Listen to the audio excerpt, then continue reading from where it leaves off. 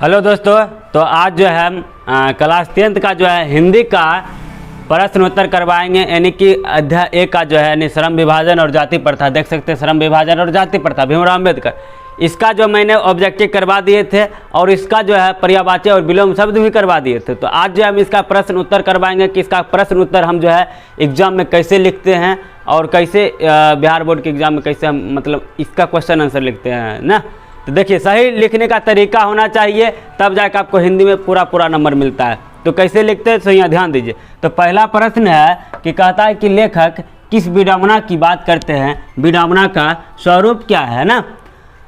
तो अब देखिए इसका उत्तर हम लिखेंगे। सबसे पहली बात है किस चैप्टर से लिया गया है, तो लिया गया है श्रम विभाजन और जाति प्रथा पाठ से ना। तो लिखेंगे जाति प्रथा और श्रम विभाजन पाठ के लेखक के हैं भीमराव अम्बेडकर। लिखेंगे जाति प्रथा और श्रम विभाजन पाठ के लेखक भीमराव अम्बेडकर ने माना है कि इस युग में जातिवाद के पोषकों की कमी नहीं है। वे समाज में जाति प्रथा को बढ़ावा देते हैं। उसके बाद फुल स्टॉप देंगे। उसके बाद फिर लिखेंगे लेखक के विचार से इसे विडंबना का स्वरूप माना गया है। क्या लिखेंगे यहाँ पर? स्वरूप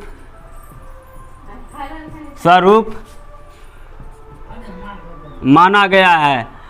उसके बाद फिर फुल स्टॉप देंगे। उसके बाद देंगे कार्य कुशलता के लिए श्रम विभाजन आवश्यक है, कोमा देंगे। और जाति प्रथा को इसी का रूप कहा जाता है। फिर देंगे फुल स्टॉप। उसके बाद लिखेंगे सामाजिक उत्थान हेतु जातिवादी व्यवस्था को कायम रखने का तर्क देना विडंबना का स्वरूप कहा जाता है। ऐसे आप अगर उत्तर लिख देते हैं आपको जो है 2 नंबर मिल जाएगा। तो चलिए अभी जो है इसी तरह से हम अगला प्रश्न करते हैं। चलिए देखिए 2 नंबर प्रश्न कह रहा है कि जातिवाद के पोषक उसके पक्ष में क्या तर्क देते हैं ना। अब देखिए इसका उत्तर कैसे लिखेंगे, इसका आंसर देखिए। इसको लिखेंगे सबसे पहली बात लिखेंगे किस चैप्टर से लिया गया। तो देखिए किस चैप्टर से लिया गया, श्रम विभाजन और जाति प्रथा। लिखेंगे श्रम विभाजन और जाति प्रथा पाठ के लेखक भीमराव अम्बेडकर जी ने बताया है कि जातिवाद के पक्ष श्रम विभाजन के लिए उनके तर्क दिए जाते हैं। भारत में जाति प्रथा के पोषक कई आधारों पर इसका समर्थन करते हैं। उनका तर्क है कि आधुनिक सभ्य समाज कार्य कुशलता के लिए श्रम विभाजन को आवश्यक मानता है। उनका मानना है कि श्रम विभाजन और जाति प्रथा का दूसरा रूप है, इसलिए इसमें कोई बुराई नहीं है। तो देख लिए कैसे लिखा जाता है। इसको आप जो है स्क्रीनशॉट ले लीजिए। और अभी चलते हैं हम नेक्स्ट प्रश्न यानी 3 नंबर प्रश्न पर चलते हैं। देखिए 3 नंबर प्रश्न बोला जा रहा है कि जातिवाद के पक्ष में दिए गए तर्कों पर लेखक की प्रमुख आपत्तियां क्या है। यानी कि लेखक जो है इसके बारे में क्या कह रहे हैं उसको प्रमुख बातें लिखना इम्पोर्टेंट। देखिए इसको उत्तर कैसे लिखेंगे। सबसे पहली बात लिखेंगे जातिवाद के पक्ष में श्रम विभाजन के लिए जो तर्क दिए जाते हैं उसके संबंध में भीमराव अम्बेडकर जी की आपत्ति यह है कि जातिवाद के अंतर्गत श्रम विभाजन स्वाभाविक नहीं है, क्योंकि यह मनुष्य की रुचि पर आधारित नहीं है। जाति प्रथा में मनुष्य की क्षमता पर विचार किए बिना माता पिता की पेशा के अनुसार उसका पेशा निर्धारित कर दिया जाता है। वह अपनी पेशा को बदलने के लिए स्वतंत्र नहीं रहता है। वह आजीवन एक पेशे में बंध जाता है, जिस कारण वह बेकार हो जाता है। तो आप जो है इसको जो है वीडियो को रोककर और इसको जो है पूरा लिख लीजिए आंसर, या फिर आप जो है स्क्रीनशॉट ले लीजिए, उसके बाद आप लिख लीजिए। तो चलिए आप चलते हैं 4 नंबर प्रश्न पर। प्रश्न कहता है कि जाति भारतीय समाज में श्रम विभाजन का स्वाभाविक रूप क्यों नहीं कही जा सकती है ना। तो देखिए इस पर जो है इसका उत्तर कैसे लिखना है। सबसे पहली बात है किस चैप्टर से लिया गया, श्रम विभाजन से। लिखेंगे श्रम विभाजन और जाति प्रथा के लेखक भीमराव अम्बेडकर जी जाति प्रथा में श्रम विभाजन को घोर विरोध किए। उनका मानना है कि जाति प्रथा में श्रम विभाजन मनुष्य की स्वेच्छा पर निर्भर करता है।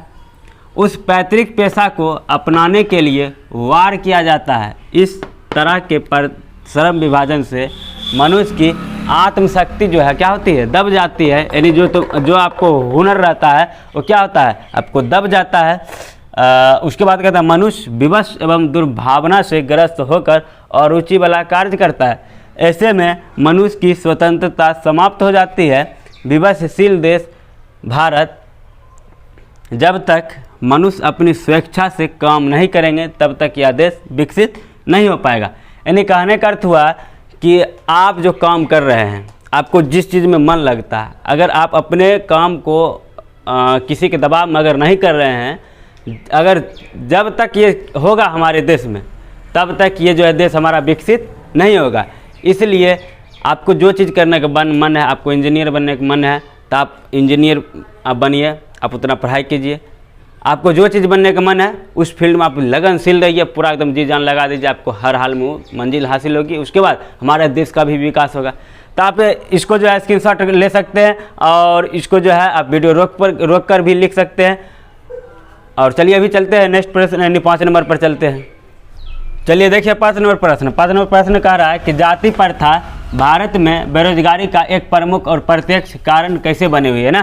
तो देखिए इसको कैसे हम लिखते हैं, लिखेंगे जाति प्रथा और श्रम विभाजन पाठ के लेखक बाबा साहब भीमराव अंबेडकर ने जाति प्रथा को बेरोजगारी के एक कारण माना है।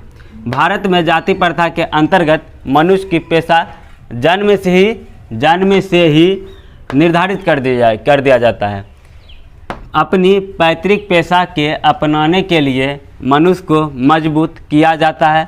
इस प्रथा में पेशा परिवर्तन की अनुमति नहीं दी जाती है ना। यहाँ तक लिख लिए। अब देखिए इसके आगे कैसे लिखना है। मनुष्य की व्यक्तिगत भावना और व्यक्तिगत रुचि का कोई महत्व नहीं दिया जाता है। रुचि के अनुसार काम नहीं मिलने पर किसी काम में उसका ना तो दिल लगता है और ना ही दिमाग।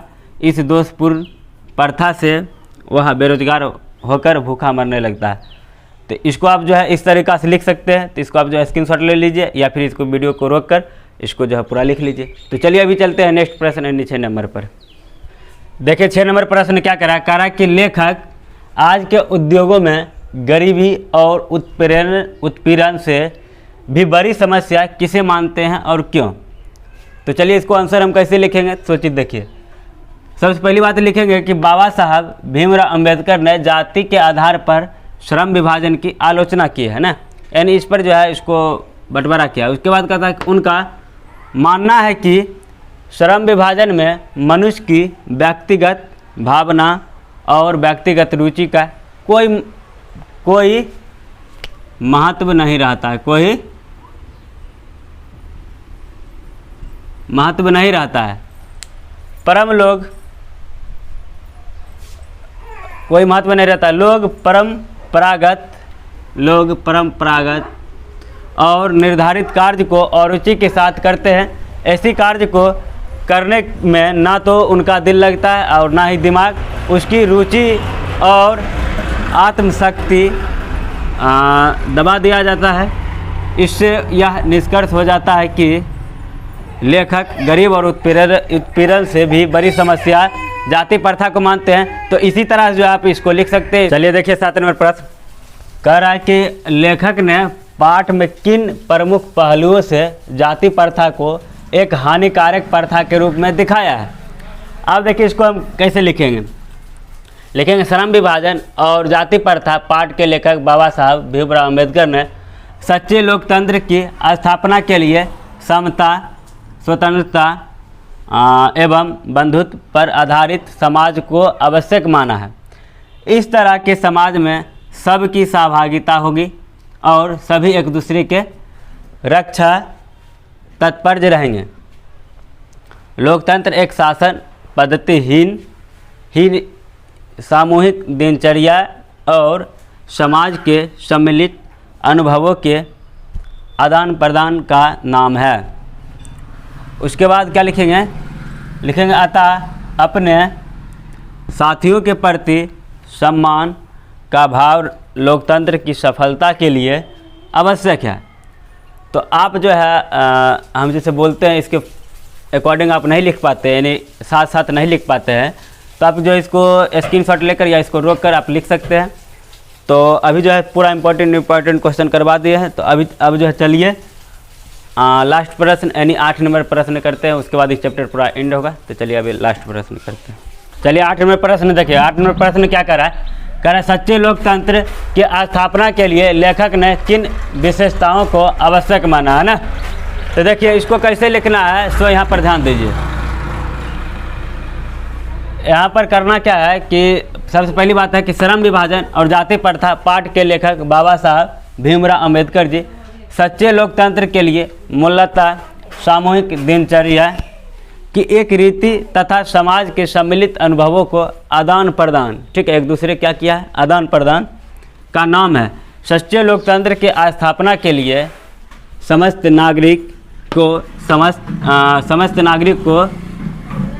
समता, स्वतंत्रता और बंधुत्व पर आधारित है। तो ये जो है पूरा प्रश्न हम करवा दिया, यानी श्रम विभाजन जाति प्रथा के जितना भी इसमें क्वेश्चन बन रहा था पूरा क्वेश्चन करवा दिया। तो ऐसे ही अगर वीडियो पाना चाहते हैं तो मेरे चैनल को जो है सब्सक्राइब कर लीजिए और बेल आइकन का बटन प्रेस ऑन कर लीजिए, ताकि आपको जो इसी तरह के नोटिफिकेशन आपके फ़ोन पर आते रहे। तो फिर जो है नेक्स्ट वीडियो के साथ फिर मिलते हैं, तब तक के लिए जय हिंद।